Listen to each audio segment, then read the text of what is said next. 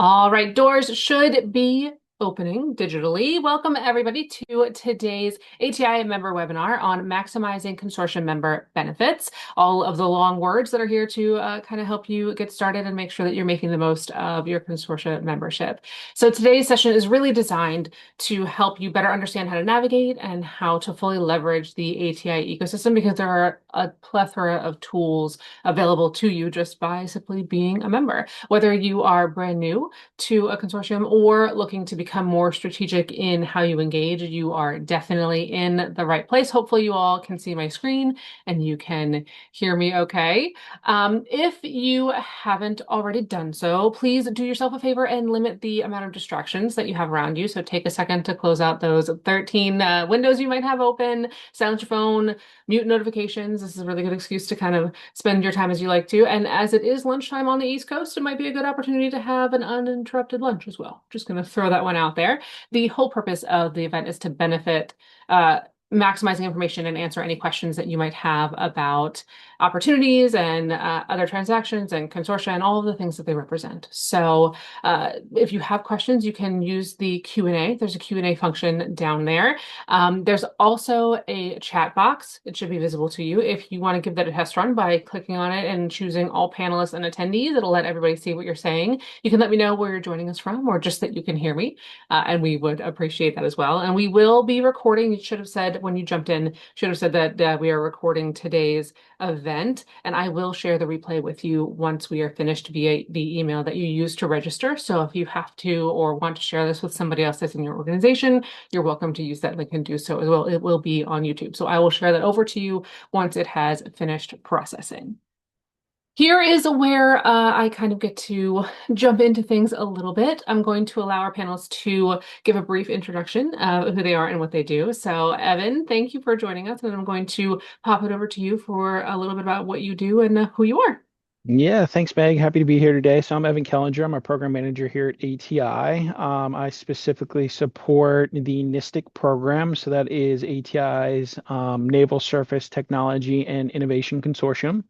So I'm the program manager and pretty much run the day-to-day of the program. So I'm happy to be here today and look forward to the discussion. Thank you for joining us and for being able to share some of your expertise. And you've been in it, so you know what we're doing. I am your moderator. I am Meg O'Hara, and I have the distinct pleasure of being the director of engagement for GovMates. So if you've seen it online or been part of something at a matchmaking event or webinar such as this, you've probably seen me before. We at GovMates partner with our friends at ATI to support their consortium members and help to match them with the traditional defense contractors looking for specific technology area solutions. So we're here to kind of facilitate that as well as some of the education that you're going to see today. And we're going to cover several areas. And so let's go ahead and get all that in there. We're going to talk about how to determine which consortia are right for your organization, how collaboration actually happens within these ecosystems, tools that are available to the members, and some of the practical strategies to maximize your ROI from participation. Because we want you to get the most out of what it is that you're doing. We're also going to talk about some common mistakes that organizations make because often success comes down to consistent engagement rather than just simply joining and waiting for opportunities to come your way. So we will be doing a couple of those things. I do see that some of you are using the chat box. Thank you very much. I appreciate that, and make sure that we can see what everybody's sharing. So appreciate that. And like I said, if there are questions that come up, use that Q&A box. If there's something that's super nuanced that we can't cover in today's session, we will make sure to connect with you outside of the event. But if something is relatable to the group at large, I will be happy to try and do my best to answer that. And if we can't get you an answer right away, we will direct you to somebody who can. So we're here to hopefully be able to help with several of those things. So we're going to talk first about why consortia actually matter. And with this one, get all these up here. There's still a lot of confusion in the market sometimes around what consortia actually do, like why they exist, what we're doing. Evan, can you talk a little bit about why these ecosystems are so important to our industry? Yeah, absolutely. So consortiums really provide that structured setting that really enables the government and industry to collaborate more effectively. In OTA environments, speed and flexibility are definitely crucial, and these ecosystems help lower participation barriers while allowing organizations to quickly form partnerships in response to, several of our emerging needs. For many small businesses and non-traditional, defense contractors, consortiums often serve as that gateway into, the defense and federal innovation sectors and spaces. So it's an amazing funding mechanism, if you will. Correct. I mean, but yes, definitely something that kind of bridges a gap that we often see between industry and government. One of the things that is a benefit for the consortium model is the open communication. I think that's something that's really important to kind of harp on as well. The government gets the benefit of a better understanding of some of the state of the art industry capabilities, the good stuff that everybody in the audience here is doing. So the things that you're creating, the things that you're innovating, the problems that you're solving, often they don't have a chance to see all of that because they're focused on whatever their mission goals are. And so being able to get kind of a bird's eye view into what you all are creating gives them an opportunity to see kind of the art of possible. What is it that they could possibly be solving that they didn't know was an opportunity? And then for many small businesses and non-traditional contractors, the consortia are also often an entryway for the defense and federal innovation space. So they can kind of see what is it that they need, what is the government looking for, how are they like what challenges are most important to them, and how can they, help to solve them. Any of those expectations, priorities, all of those things kind of come up in some of those conversations that are facilitated by a consortium management firm like ATI. So just wanted to make sure that I kind of put on that point there because I think that that is often overlooked as a really important benefit because often it's hard to get your foot in the door and have that first conversation. So we have a ton, ATI has a ton of consortia. So it's kind of often a question of what do you choose? Like, how do I choose the right one? HI supports a pretty broad range of mission areas, everything from medical technologies and spectrum operations to maritime innovation and shipbuilding. I mean, we are all over the place. One advantage of the ATI ecosystem is the diversity of some of the technical communities that are represented. They create a lot of opportunity for cross-functional collaboration. And this slide kind of shows programs that ATI manages that and which consortia are actually using OT authority. They cover the areas of weapons of mass destruction, shipbuilding and sustainment, underwater and surface capability, electronics and energetics, vertical lift, ordnance and armaments, like cyber warfare. If you're doing, a bingo card and trying to fill that in with all of the things that the government does, you should be getting a lot of boxes here. Spectrum and 5G, homeland security, nuclear medicine, all of those sorts of things are all there. And they also have actual FAR-based programs and are contract vehicle agnostic. So not only is it in the OT space, but it's also they have some FAR-based programs that are there as well. I think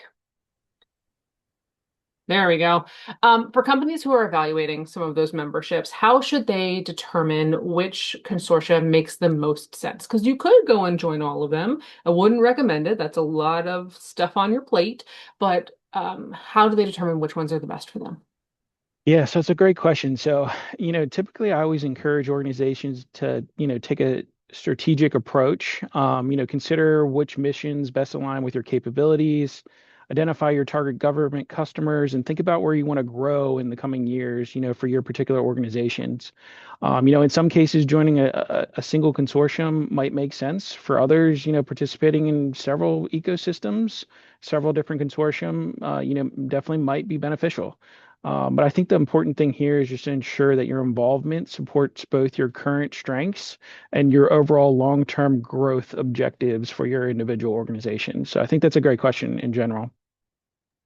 I like the idea of the future growth, right? Because we're often concerned with what are we doing now, our CAPE statement, our capability sheet, like what are we working on at this moment. But as we talked earlier about the art of possible, you're always looking to innovate and, figure out new things and solve different challenges. So it's nice to be able to see that there are opportunities elsewhere. And I think that ATI, especially on their website, makes it really easy to kind of see, what the opportunities are and where they could go and where maybe, hey, there's a lot of cross collaboration. So if I joined this one consortium, they might also say, hey, we're working alongside this one, or, if you're part of this one, you might also have access to something over here. And so a lot of that will allow for members to kind of get an eye into what might be most beneficial for them. And also to be able to say, hey, that doesn't really fit us. So we're going to pop over to this vertical on this side, which I think is something that not all places do. And so it's nice to see that there's a little bit of go between to be able to see what's possible there.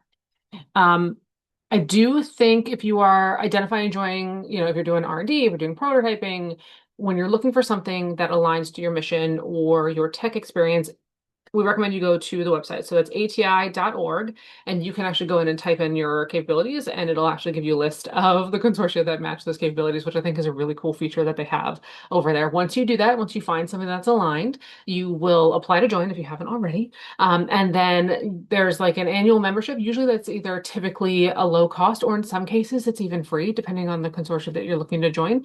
And then ATI reviews your application, and then a real person gets in touch with you. Something I say on all of these webinars that you do. So if you've been here before, you've heard me say it. There's a real person on the other side of the emails that are on the ATI website, right? If you're on a specific consortia, or if you're on the ATI main site, any of those things, if you reach out to somebody, a real human's going to reach back out to you and answer your questions, which I think is also something that we don't see of all the time. So once you are a member, you have access to solicitations and tools and matchmaking and other things that really open the scope widely of what can be there to support you as you work through. And OTs are not um, your only thing that you're doing. Most people are doing this alongside some of their other contract work and BD and capture strategy. But it is nice to have something that kind of allows you to continue growth as well as, finding opportunities within the space. So always an added benefit for what's going on there.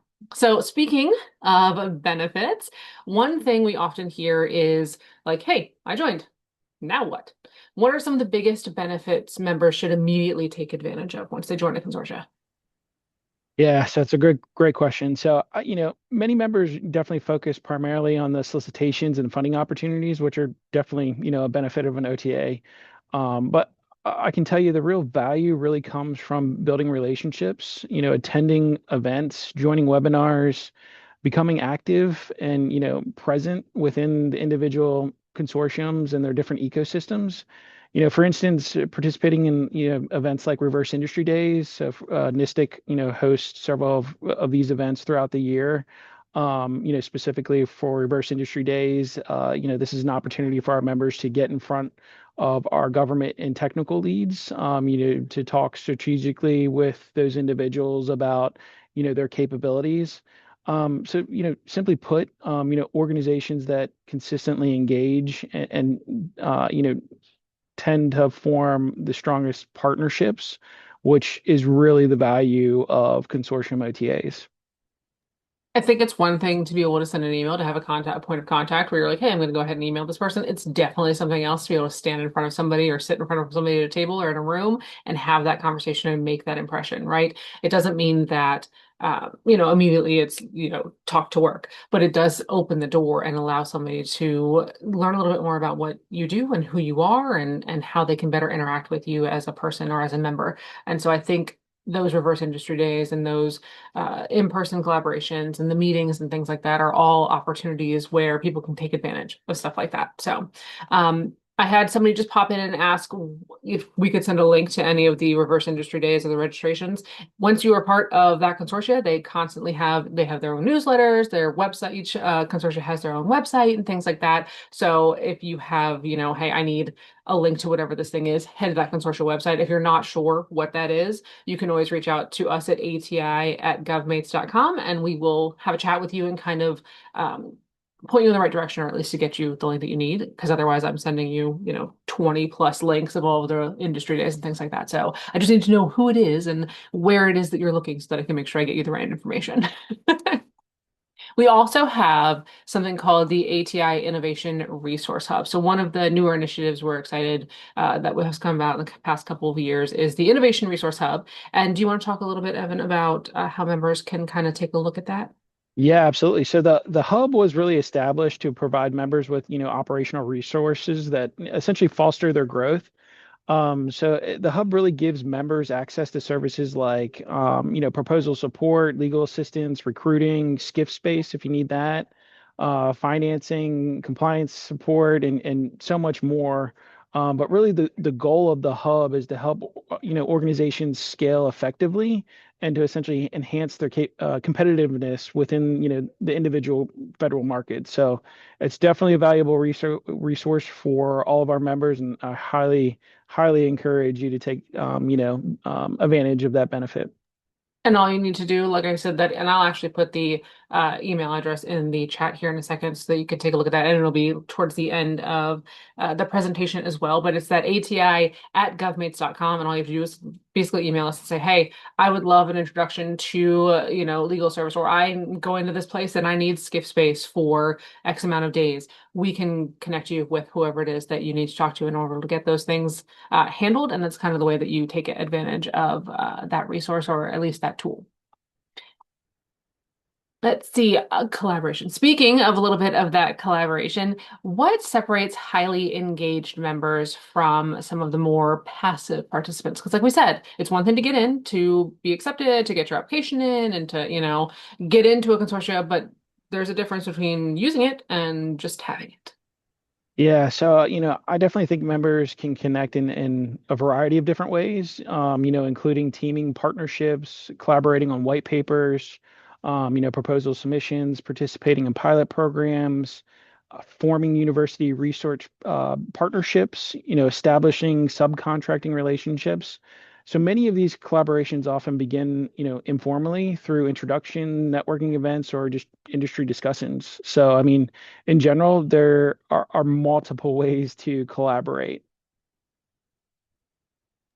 I think it comes down to like the difference between having a home gym and using a home gym, right? It's one thing to have the weights in the house, and it's the other thing to actually have a process of how we're going to use them and how we're going to do them, that sort of thing. Um, some of the best practices um, for collaboration and for oh, there we go. Sorry, I was like I froze on this side. Oh, Um, we gotcha. Yep, we're here again. We talked a little bit about, the difference of how we're, changing those things, but are there any other, best practices that you would like to highlight that people are working through here? Yeah, absolutely. So, I mean, definitely, keep your membership profiles updated, attend the individual events, on a regular basis, follow up consistently, just be engaged. I'll just say the organizations that build relationships before solicitations are released tend to have the strongest, positioning later and the biggest growth opportunities. Perfect. And I did have somebody who reached out and just had a quick question. They said they're a member of several different consortiums managed by ATI, which is great. And they're looking for business development, networking, right? Those sorts of things. They're trying to obtain some of the contact information, so email addresses, names, that sort of thing. And some of the consortia do have like a downloadable member directory. Others only have like web-based directories.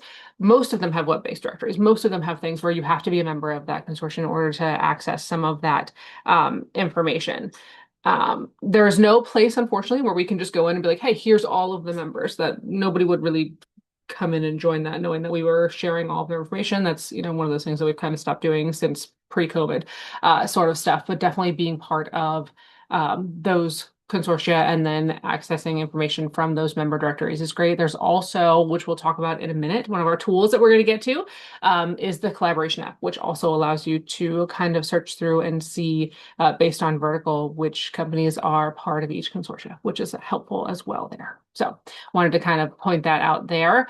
There are different tools like I just mentioned. There's a lot of tools that members sometimes overlook because they might not know that they exist. So can you outline a few of those tools that we like to highlight? Yeah, absolutely. So definitely, your membership portal where you create, your profile of your membership organization that details, essentially your capabilities, which eventually, lead to those discussions from a teaming perspective.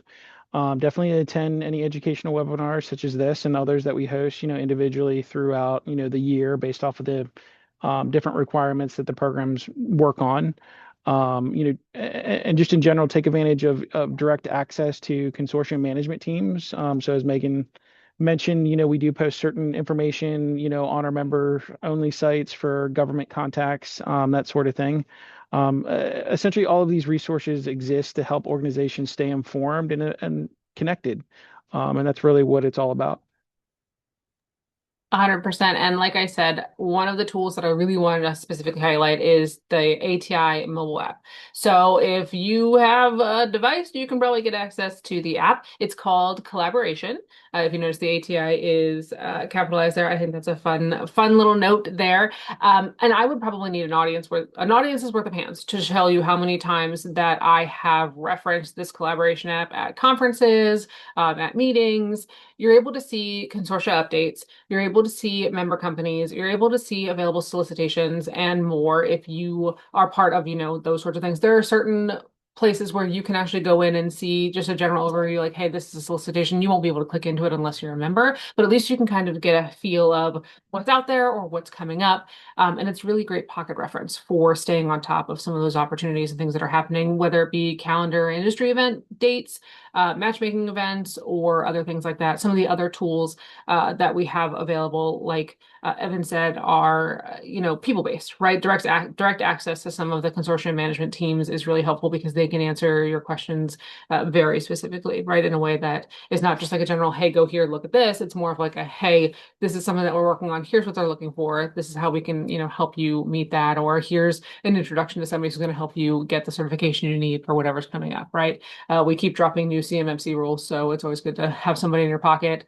If you're dealing with IP, having a good lawyer who knows what they're doing in that space is always helpful. So kind of having access to all of those things are all things that are important when you kind of get into this. And like I said, have access to. When you join ATI, any of the consortia, you automatically are able to become a GovMates member and you get access to anything that GovMates does, right? So we do networking, we do matchmaking, we do consortia specific matchmaking. We have, which I'll talk a little bit about in more detail later, but we have a virtual matchmaking that we do every summer that you can join from the comfort of your home, which is great because that means you don't have to pay for travel or, having to go anywhere, but you have the opportunity to meet with some of the primes and system integrators who are participating with us. So all of that is part of your access when you are an ATI member, right? It's an ATI exclusive event.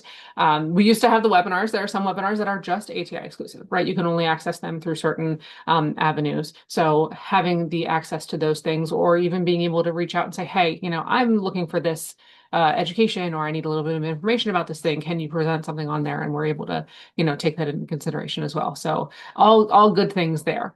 Now on to some of the like not to do's. We talked about all the like to do's. Here are all the things that you can do. What are some of the pitfalls that organizations should avoid when they're actually getting into this and using it?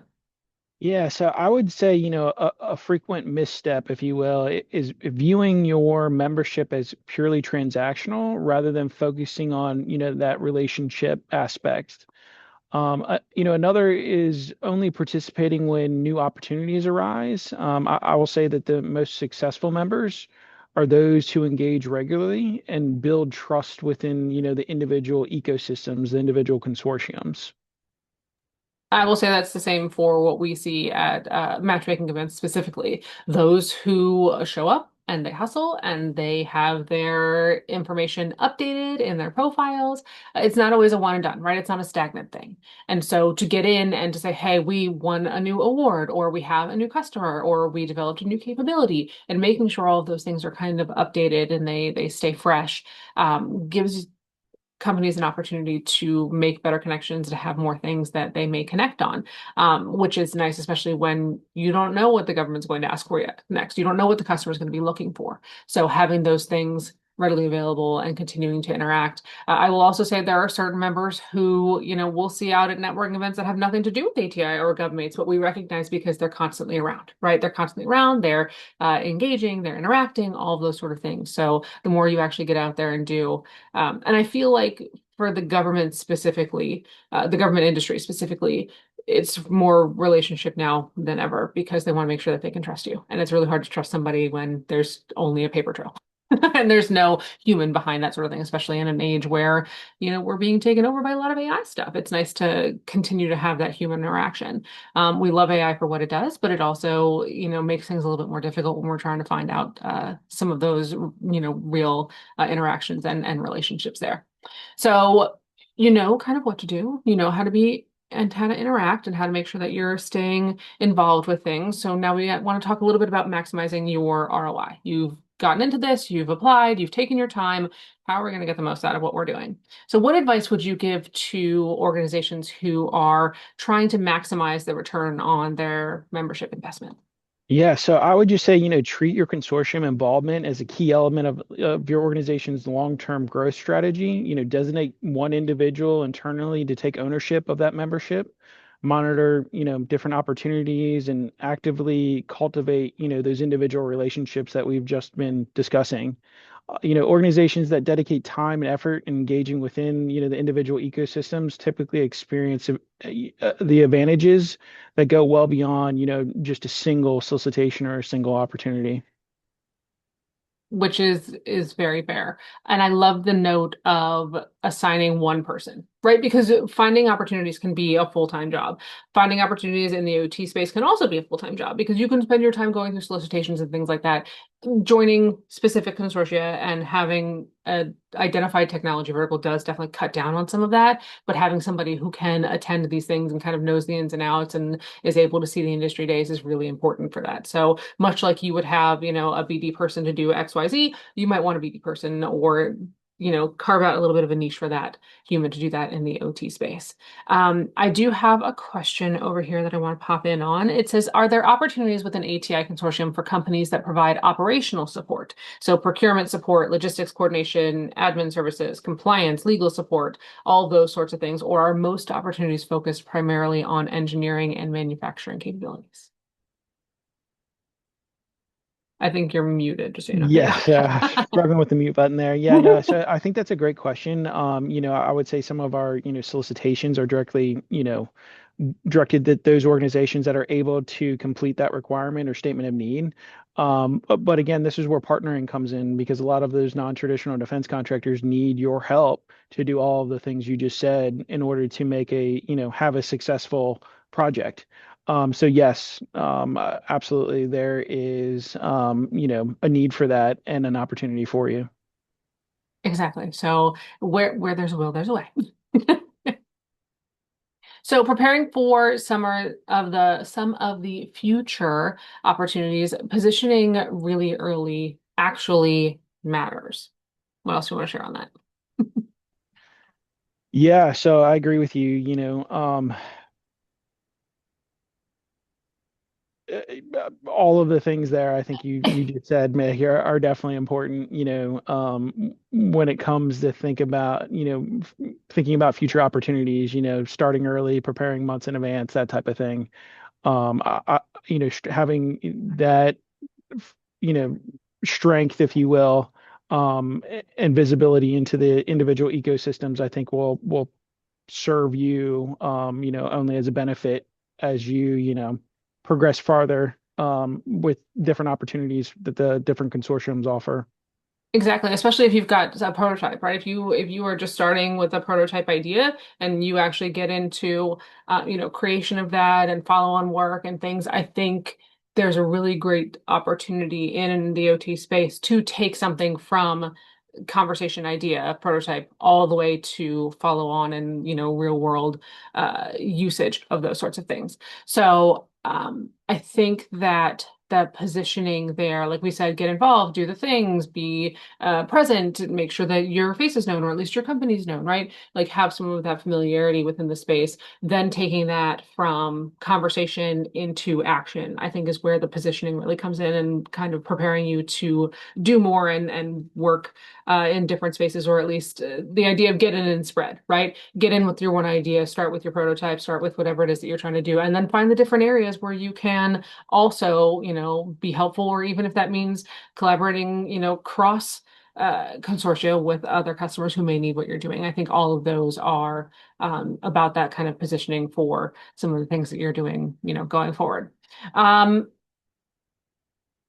I have a question that I don't know that I have numbers on. You might, Evan, you might not. I'm going to ask it, and if not, I will get back to this person with a more strategic answer for them. It says, can we speak to the percentage of universities slash small to mid-sized companies and large companies that are engaged with ATI in general? Yeah, so I mean, I can speak from a NISTIC perspective. I would say a majority of our organizations, you do have to be a U.S. based organization in order to be a membership specifically of NISTIC. We're comprised of both traditional and non-traditional defense contractors. I would say we heavily lean more towards the non-traditional, defense contractors. And of course, we post all of our membership, publicly right there on our website for everyone to see. Perfect. I have another NISTIC specific question. Does NISTIC have ongoing discussions or opportunities for interaction with TPOCs, future TPOCs, et cetera, including ongoing discussions regarding white papers that are, quote, in the basket? Yeah, so great question. So we do actually list on our members only site all of the individual technical points of contacts on the government side for our different, technology areas. So you do have access. Our government customer, highly encourages, open communications with them. So that is why we post, their email addresses on our members only site. So you do need to be a member in order to access that.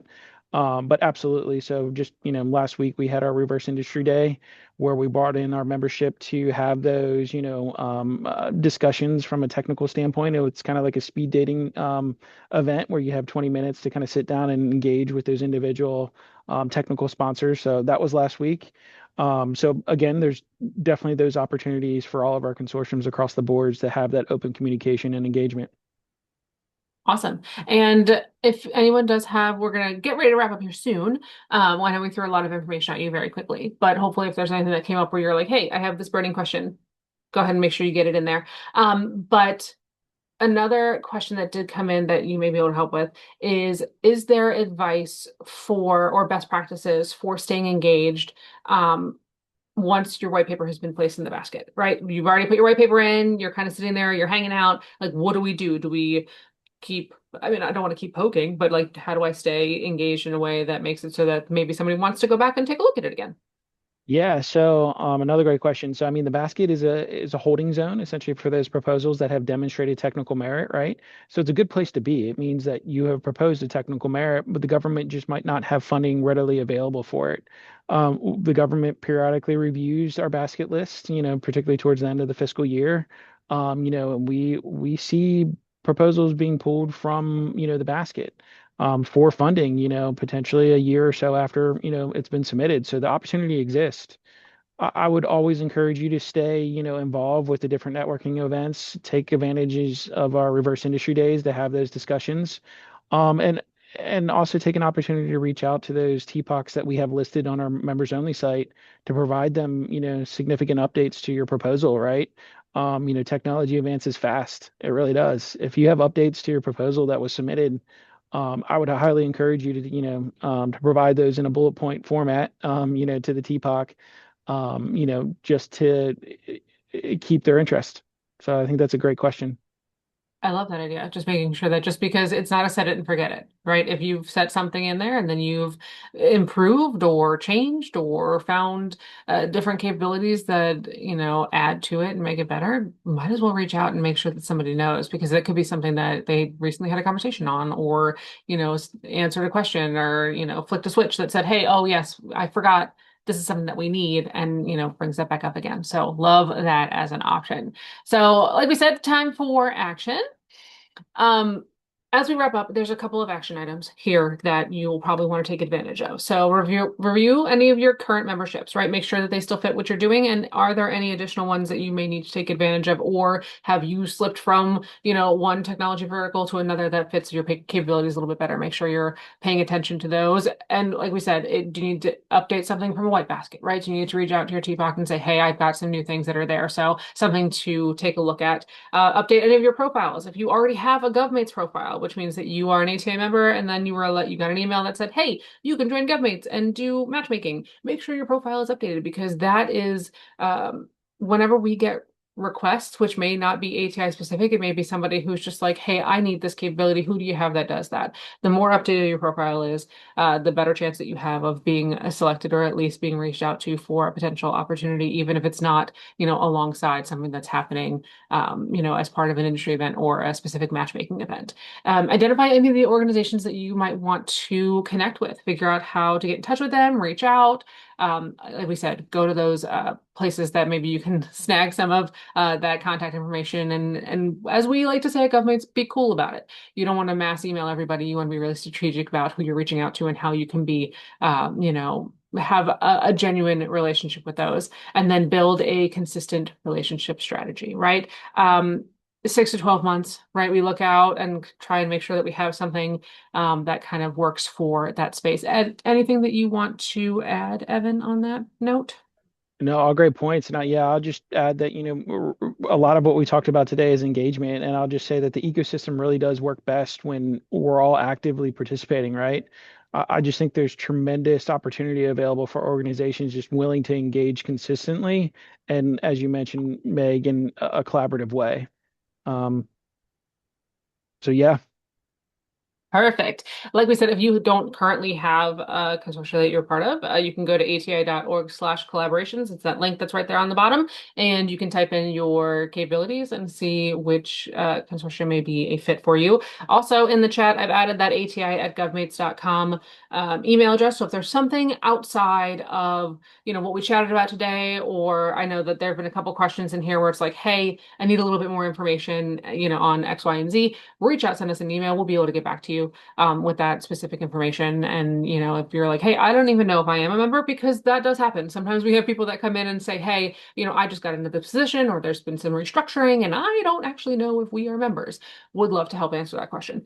So if you have something like that, you're welcome to use that email address and send us a little note, and we'll see what we can get into. And even if you're like, hey, I don't even know where to start, also use that email address. We'll jump on a phone call with you and see where you best fit, and then we can introduce you to whoever it is at ATI that will be most helpful with you. From there, want to make sure that we thank you, Evan, for being part of today, and giving us of your time and your expertise. Make sure that you connect with us on LinkedIn if you need something. And like I said, there's that ati@govmates.com email address. You will be hearing from me personally. It's Meg at Govmates, with the replay. I will send that over to you, as well as the slide deck. And I also have information for the ATI virtual matchmaking event that we are running on July 22nd. So that will be in the afternoon. And I can share the link and the information with you alongside the replay. So look out for that. You'll be able to register there. And if you're not already a GovMates member, you can register and put your profile together at that time as well. I'll give you information for that. So like we said, check out any of the existing consortia that we talked about today, which are on that ati.org/collaborations page, and figure out where you fit in. So other than that, like I said, you'll hear from me via email. If you have any questions, you can respond there, or where we talked about earlier. And again, Evan, thank you for being part of today. And we hope everyone has a great summer. And hopefully we'll see you on July 22nd for virtual matchmaking. absolutely. Thanks, Meg. Appreciate your time. Take care. Have a great day, everybody.